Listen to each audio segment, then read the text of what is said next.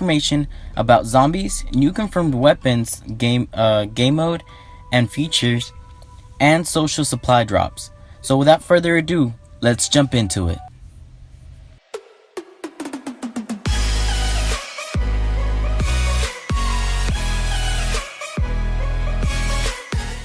Welcome back, guys, and hopefully you guys are as excited as I am about the new Call of Duty World War II. So over the month of August, Game Informer has been getting exclusive access to Sledgehammer HQ and have collected and dropped tons of new information throughout the weekend. So kicking things off, we have those two clips from a Game Informer trailer basically telling us that they were heading out to Sledgehammer Studios and we're going to have exclusive access to all of this throughout the month of August. But what really matters is that, as you can see, the PPSH that Mitochondria had tweeted about finally made an appearance, and here it is now confirmed. But also, as you guys can see, something that wasn't really talked about with the changes from creator class to divisions is whether or not guns would have level progression. Well, here we have it. As you guys can see, he just reached level 3 on that PPSH, and that pretty much tells us that there will be gun progression. Moving on to the second clip, we have this brand new map that nobody knows about, nobody knows what it's called, nobody else has played it other than Game Informer now. And another two things that they gave us in this map. First off, the gun pickup icon at the bottom of the screen is the Type 100. This is the second confirmed gun. And the second thing you can see as this guy moves closer to the rail here is that he is holding down the hard point. Yes, guys. In two very short clips, 2 guns, 1 weapon feature, 1 new map, and 1 game mode have been confirmed. Now that we have seen a little more about the in-match experience, how about we talk a little bit about the pre-match lobby experience. Instead of a regular pre-match lobby where you wait, they have what they call the headquarters social space. In this HQ social space, they hold 48 players that can do many things while they are waiting to jump into a match. You jump in automatically in third person mode, and you have no guns deployed, you just carry it on your back. There is proximity based voice chat, which I think is pretty cool, and I assume proximity based events as well, which I will later explain. The characters will also have emotes that they will be able to perform. And all this gets me thinking about the way Dragon Ball Xenoverse feels, because they have a lobby which sounds very similar to this, and I would think that could be a good comparison to the overall experience of this new HQ social space. One of the things they talked about was the theater, which in essence is exactly that. A place where you can sit down and watch live streams like they've done in the past with, you know, Call of Duty championships and everything, and top 5s and stuff like that they've live streamed. It's like you sit down and you watch something being projected onto a carp and stuff. Another thing which has me going nuts is the firing range. They said that you can have challenges, but at the same time anyone can shoot while you're shooting, like while you're having this challenge with another guy. And one of the cool things that they said is that they have kind of like watermelon splattering effects. So it's not just going to be regular targets and stuff. So I think that's pretty cool. They're going to have a more dynamic firing range. If you want to have like a 1v1 with somebody and no interruptions, they have this thing that Game Informer talked about that is called the 1v1 battle pit. And they talked about how you will be able to ban one gun pre-match, and it will be like loser goes and winner stays kind of style of playing. So it will be very interesting to really test your skills versus potentially 48 others and see where you stand. All the while the rest of the players watch while you dominate the competition. Yeah, that's right. You can actually have an audience while you're playing 1v1 with another person. I think that's pretty cool, and I think that's something I'm really looking forward to in this game.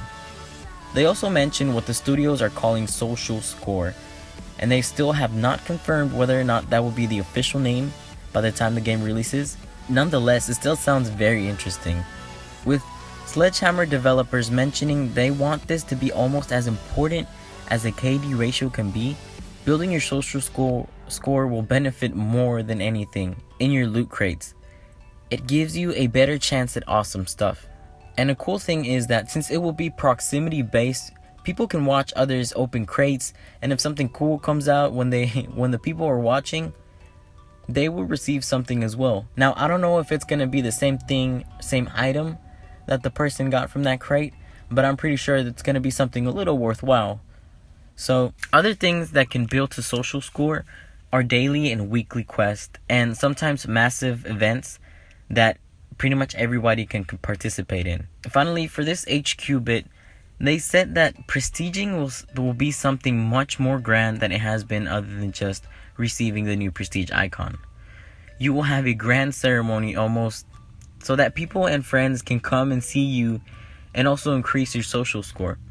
They didn't seem to think that a private lobby would be possible, but nonetheless, I am sure that you can make a party with your friends and then join into the HQ in order to stay with them throughout your gaming experience. Moving on to zombies, they have seen the horror that it is and can tell with certainty not only will it be gruesome and frenetic, but that it will also be dynamic, which means that instead of traditional wave upon wave of zombies, they will have kind of like an advancement events, and to help progress further and further into this crazy new zombies experience. One thing they mentioned is that sometimes they would have to kill zombies in certain areas in order to power that location up and be able to advance. Another thing they mentioned is that currency will be coming back, and that the zombies experience will now have roles to the different characters. So you have your traditional 4 characters, and now they are divided like this: offensive, control, support, and finally medic, each with a special ability that they didn't go much into detail with, but they did mention unlimited ammo as a potential ability. The same ability that will be activated by 2 buttons. Normally it's L1 and R1, but I have my control a little bit different, so it'll be L1 and X if you have the bumper jumper tactical, which I still don't even know if they're gonna have that type of button layout. That ability is something that you definitely have in your arsenal and will be there sooner or later, but it doesn't go away, and it's not a power up that the zombies drop. Something that they mentioned is that the zombies have a nervous system technology, which means that whatever tortures the zombies will essentially be giving them power, because it makes them crazier and more relentless. So when you see all those metal implant bolts and things that alter them, it's not just for show, it really is doing something, and I'm sure for all of you zombie players out there, it is something that will be pretty interesting to see. With that being said, Sledgehammer developers also said that the Easter eggs for those hunters out there will be extremely difficult, so if that doesn't get you excited, I don't know what will. Finally guys, I wanted to mention that Tesla weapons have been confirmed. While playing, the guys from Game Informer did mention that they were taken down by what they believe to be a boss, just as they were about to get their Tesla weapons. So not only are the weapons confirmed, but the bosses have also been confirmed. Many people that I've seen talk about this do believe that with the dynamic setting that they have now, the bosses will be either locational or event based. So that's another thing to kind of look forward to, guys. Alright guys, that is all I have for you today. Tons of information. Thanks for the guys over at Game Informer and Sledgehammer for allowing them to bring us this information. I hope you guys are as excited about this new Call of Duty World War II as I am, because with the beta right around the corner, expectations are high, and these kinds of info drops are just what the people need to keep the hype strong. Thank you guys for watching, and for more information, please like, comment, and subscribe. And I hope you guys have a wonderful day. It's your boy Angel X. Peace.